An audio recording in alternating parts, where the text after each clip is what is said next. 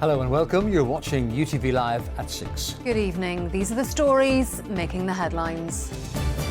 Health chiefs warn that emergency care is coming under increased pressure as the flu season hits early. This flu has come particularly early and has hit us really, really hard, and the pressure on our health service is very, very severe.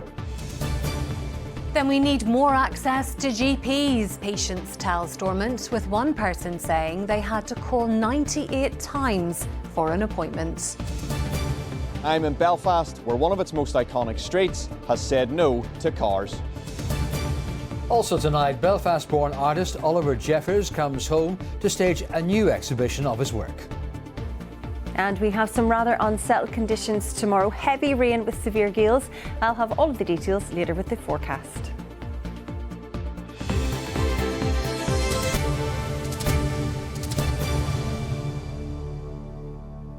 Health officials have tonight warned that an early outbreak of flu is driving delays in emergency departments and the ambulance service. Flu cases have trebled within the space of 2 weeks and hospitalisation rates are rising, with the health service bracing for a difficult few weeks ahead.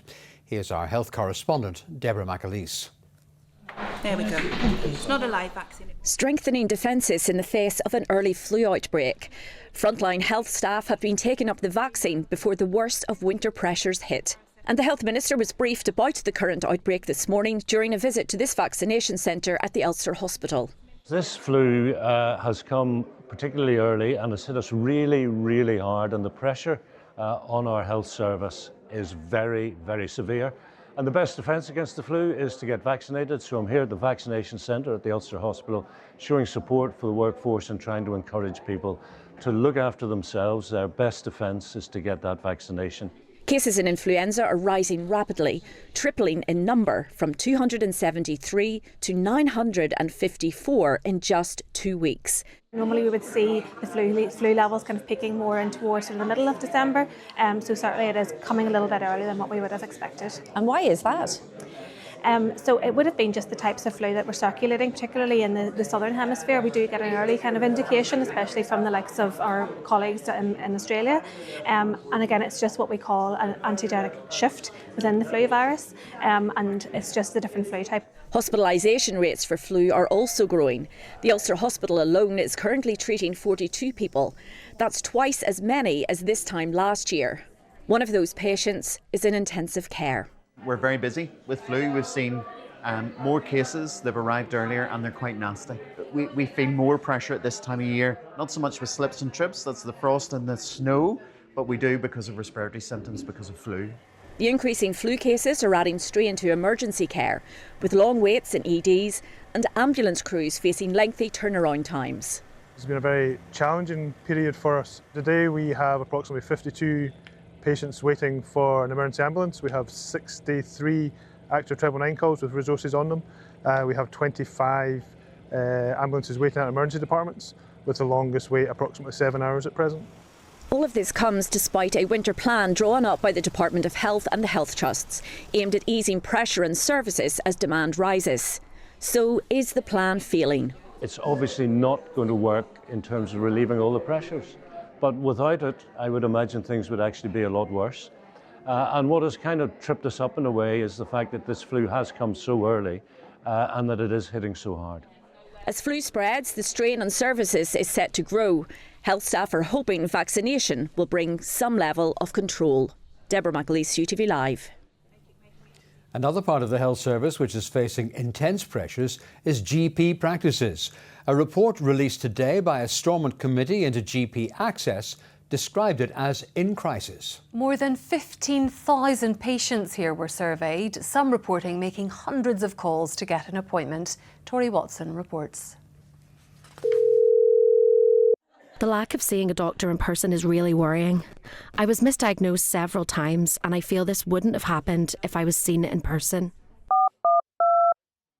You're made to feel like your medical problems, unless life or death, are unimportant. You feel like you must be gravely ill to see a GP, and getting appointments for routine problems is really difficult. Once I get through, the care is excellent. The system is the problem, not the staff. My last attempt took 98 redials until I actually got into the queue to wait for the phone to be answered. Sound familiar? These are the words of some patients who tried to get an appointment with their GP during the past year. They joined over 15,000 others who replied to a Stormont inquiry looking at how difficult it can be to access the service. 51% of patients described their overall experience of trying to get an appointment as poor, compared to just 12% who said they had a positive one. Most people said they usually called their GP on the phone, with around 9 out of 10 reporting challenges in getting through. A lack of face-to-face appointments was also a big concern, which had knock-on impacts, often resulting in worsening symptoms, delayed diagnosis, increased reliance on private healthcare, and more use of emergency and out-of-hours services. The Public Accounts Committee has made 10 recommendations, but just how much will they cost? A lot of these recommendations wouldn't require a huge investment. It's actually adopting a common sense approach to a lot of good practice that's already there. That, however, is not a view shared by GPs. This report, while the recommendations are helpful, without tackling the issues around investment and the fact that general practice only receives 5% of the total healthcare budget, in order to make effective change and really improve access for patients, I think we're going to really struggle if we don't look at that core issue of investment. The department has welcomed the report, saying that some of the recommendations are already being addressed through its reset plan, which was published back in July. It said it's committed to improving access to services by working with GPs, their unions and patients. But ongoing disagreement around pay may make those conversations all the more difficult. Tori Watson, UTV Live. Our health correspondent Deborah McAleese joins me now. Deborah, with both GPs and emergency care under such pressure, what does this mean for patients in the weeks ahead? Sarah, people are being left in extremely distressing situations, whether it's trying to get through to their GP, waiting on an ambulance, or waiting for a hospital bed in a busy emergency department. Now, this problem with GP access, it's not new. We have heard lots of anecdotal evidence about people trying to get to see a GP, but this report, now it is so well documented in black and white. Look, 15,000 people responded to this call for evidence. So it just shows the scale of concern that this is for the public. Now, relations haven't been good in recent months between the health minister and with GPs, but I think both sides know that they are really going to have to work together to try and sort this mess out. Look, people who can't get through to their GPs are ending up in emergency departments. So it really is a vicious cycle. And now that with this new outbreak of flu, I think people can expect longer delays. And this all must be causing harm to patients. Well, absolutely. So in the community, patients unable to see their GP, their conditions are worsening, there's misdiagnosis or missed diagnosis as well. Patients left hours waiting for an ambulance, of course, they're going to be coming to harm. But look, none of this is new. It's happening every single year. I remember just back in January interviewing emergency department staff saying nurses were left in tears, they're tripping over patients. Political statements are then put out saying that, you must all work together to ensure it doesn't happen again. And yet it really does. So those in the front line are really bracing for a very, very difficult number of weeks ahead. OK, Deborah, there we'll leave it. Thank you very much indeed. The Agriculture Minister has said online conspirators need to catch themselves on after it was confirmed that the blue tongue virus has not spread in Northern Ireland through the illegal importation of livestock. The Deputy Chief Veterinary Officer said testing of around 700 cattle herds and 300 sheep flocks within the control zone is a priority and will begin this week. Ian Wilson reports. Cattle, sheep and other cloven-hoofed animals all are at risk of catching blue tongue. The virus can be deadly.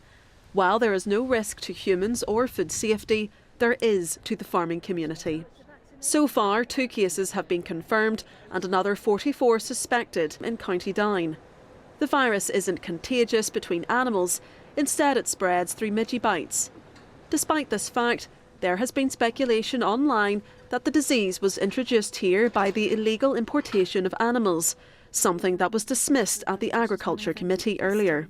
Every evidence from our first infected premises is that that was not a factor in this place at all. There was a co-located associated sheep flock.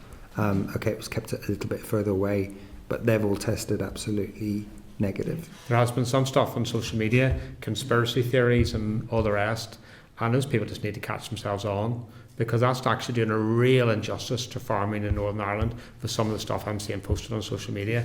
We need to respect the fact that our farmers are people I'm immensely proud of in terms of what they're doing for Northern Ireland and how they're working with us in response to this. A temporary 20-kilometre control zone was put in place when the blue tongue virus was first confirmed last month.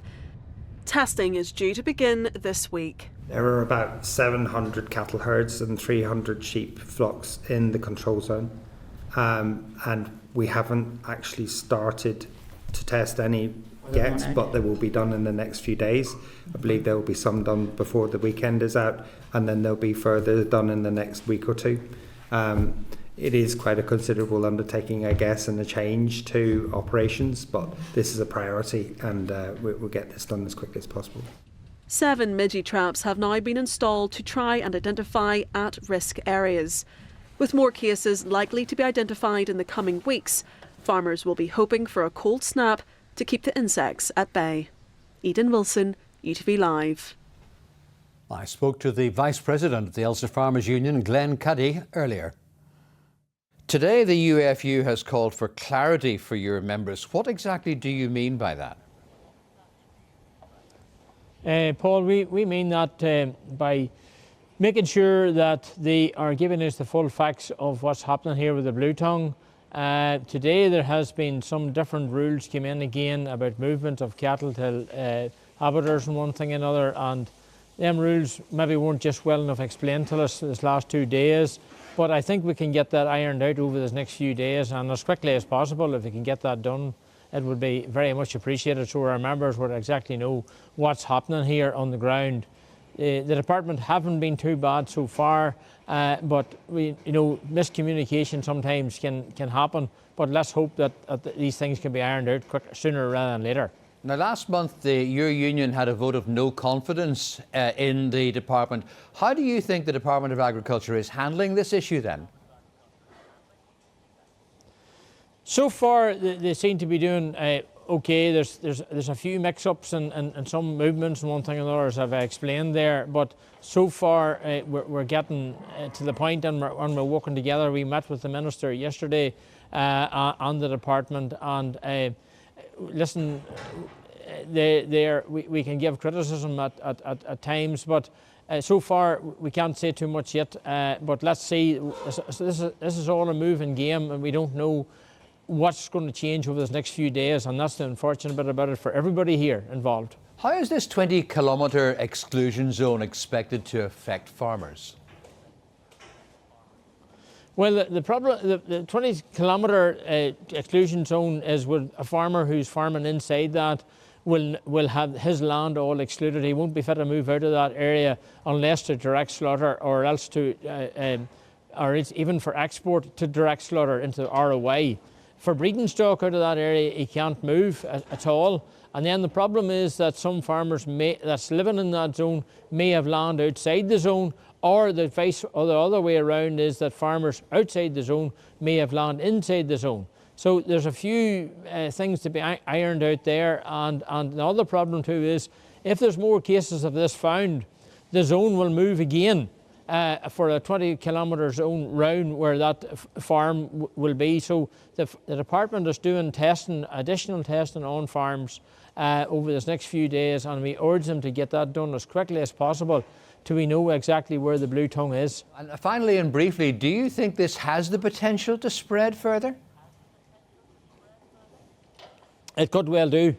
It could well do. We don't know until the full testing is done. But let's hope that with the colder weather, and today certainly is not too warm out here, we hope that the midge will not travel far when it's cold, and they won't live in this colder climate.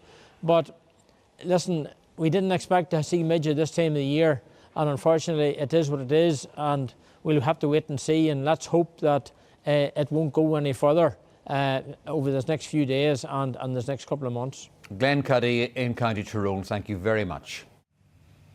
A pre-inquest hearing into the death of Erin Harbinson was held in Belfast today. Erin passed away in 2024 from cervical cancer following 3 of her smear tests being misread. A solicitor for the family, speaking with Erin's husband Trevor, said they hope the process will allow her voice to be heard by all parties involved. I think the inquest process allows for Trevor as the next of kin to properly be involved in this process and to properly have Erin's voice heard. As we said, Erin was someone who didn't take the diagnosis lightly, was someone who recognised that there were issues at the time and asked questions and really fought for answers during her lifetime. So it's certainly the goal of the family to carry on that fight and to make sure that Erin's legacy is that other women don't have to experience the same that she has. And Erin's search for answers over the cervical smear review in the Southern Trust is shared by the campaign group that she was part of. The co-founders of Ladies with Letters, Heather Thompson and Leona Patterson, join Carol Jordan on this week's Going the Extra Mile podcast, where they talk about the devastation of the women involved, how they continue to support one another, and the need for accountability over the issue. That's all available to watch. Going the Extra Mile, just head to ITVX, search for UTV, or you can find it wherever you get your podcasts. To get everybody involved, to come forward, be honest, look at all the acts and omissions that have taken part over the past 13 years in the Southern Trust, and for to finally put this to bed and have a better, safer, more effective and well-monitored system throughout Northern Ireland for ladies.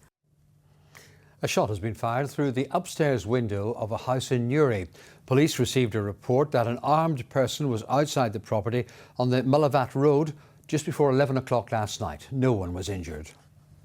£500,000 has been put aside by the Health Department to improve the well-being of patients awaiting medical treatment in Northern Ireland. Organisations that provide people with practical and emotional support that could help while they wait can now apply for grants ranging from £5,000 to £30,000. Within the past hour, the broadcaster RTE has said that it will not participate in the broadcast of next year's Eurovision Song Contest, after the organiser, the European Broadcasting Union, said that Israel would be allowed to participate in the competition.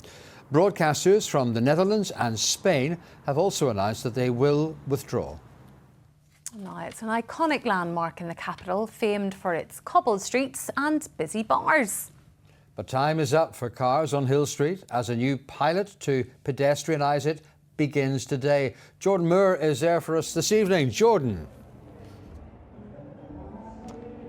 Good evening, Paul. Yes, welcome to Belfast Cathedral Quarter, one of the busiest places in town for nightlife. And as I've been standing here, I've seen many people go past me going to Christmas do's, out for after-work drinks, and to be honest, I'm pretty jealous. But where I'm standing, if anybody has been on a night out in Belfast, they'll know that Hill Street is usually packed with cars. Cars dropping people off, taxis bringing people out to nightclubs and picking them up, and delivery drivers, lorries dropping people off, and it's usually very, very busy. But right now, there's no cars anywhere, and that's because Hill Street has been pedestrianised. Now, some people haven't still quite got the memo, as it's only the first day, but this is something that people here have been working on for a very, very long time. And I'm joined by Damien Core here from the Cathedral Quarter Business Improvement District. Damien, take us through how important this really is for this place that this has been pedestrianised. Businesses on this street have been campaigning for this for years, and we're delighted to play our small part in getting it over the line. It's important for safety, it's important for business, it's important for tourism. This is a conservation area. We're standing on some of the last remaining cobbles in Belfast. And as you said, on a normal Saturday, Friday, Thursday night here, you can't see any of that because it's nose to tail cars. So we think the street, pedestrianising of it, which has been announced today, will enable the street to achieve its full potential for the first time. The entrepreneurial spirit of our businesses here will shine through. If you were here last night, you would have saw Willie Jack and his woolly mammoth on Commercial Court. Maybe he'll take it a wee dander down Hill Street, but you will see this street animated like other streets in Europe, full of people the way it should be, enjoying themselves without cars weaving their way through them. We have seen a few vehicles coming down, obviously, it's the first day of the trial. Some people might not be aware of that just yet. What is going to be in place to make sure that people don't drive down this street? Well, all we have is signs at the minute, and yes, today is the first day and a few cars have come down. We work very closely with the PSNI, who are well on top of this. Their remit at the minute is education and engagement. They'll have a word with cars, tell them what's happening. People don't know. Not everybody reads the media, listens to the radio. They'll work with them. But it is the law now. It will be enforced, and as the days go in, there will be consequences to driving down the street. Perfect. Thank you very much, Damien. Well, this is a 6-month pilot scheme, and the plan is for it to go on for 18 months. But those involved will want it to go on for, or indefinitely in that case. And as you can see, it's only starting today, so there's a while to go yet. But Hill Street looks like it should be car-free in the future. Jordan Moore, thank you very much indeed. Time now to look at the headlines making tonight's ITV News at 6:30. And here's Mary Nightingale. Coming up on the ITV Evening News, the inquiry into the death of Dawn Sturgis. President Putin is found morally responsible for her death by Novichok poisoning in Salisbury in 2018. The NHS warns of an unprecedented wave of flu cases as hospital infections in England hit record levels for this time of year. And Prince Harry takes a royal swipe at President Trump. Do join me for those stories and more at 6:30.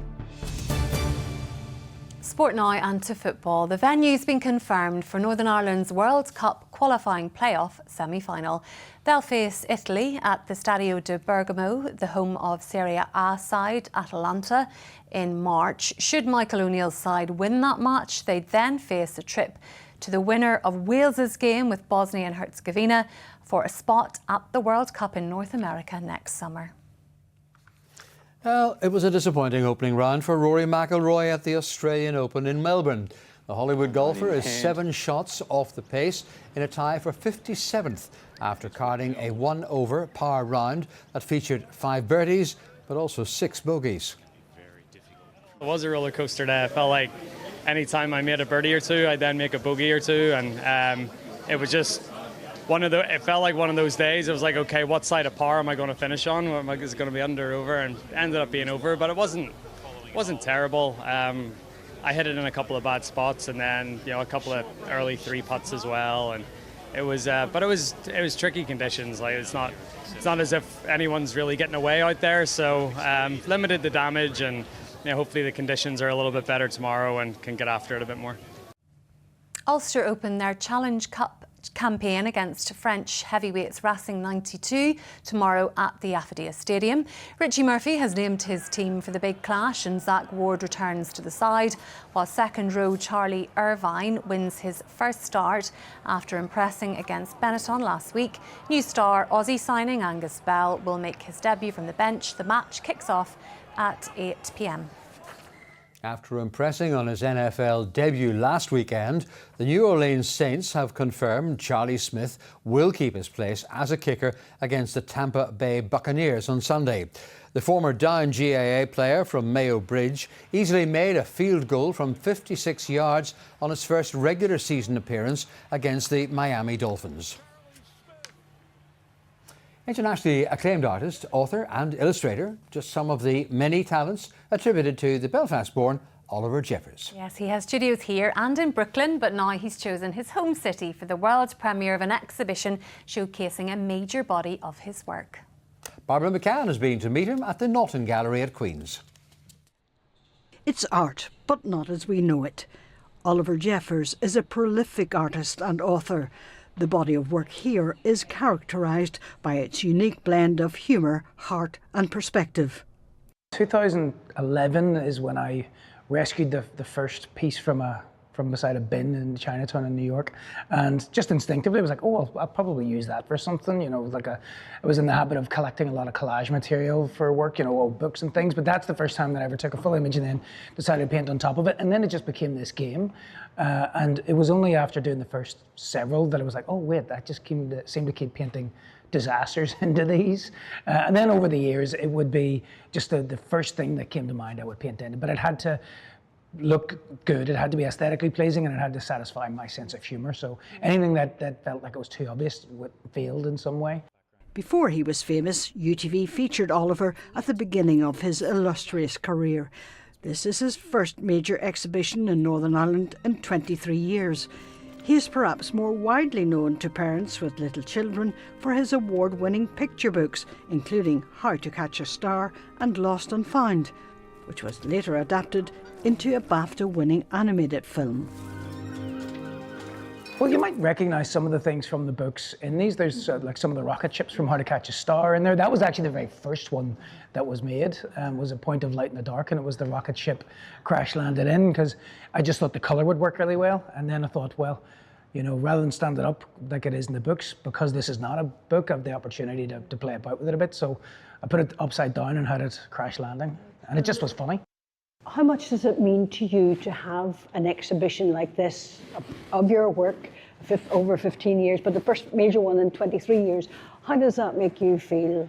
It feels fantastic. You know, going with my brother and some friends to some openings in like late night art and things like that. It's like there's such a vibrancy and the standard and the energy is incredible. And I kept overhearing people say in those nights that Belfast is way cooler than Dublin, and it does seem like there's a real grit and this sort of palpable energy in the art scene here, so it feels fantastic to be a part of it again.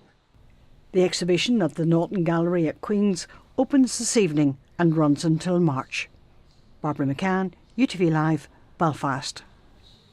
Brilliant, well worth a look. Now, what's in store on the weather front? Well, let's find out live from Louise.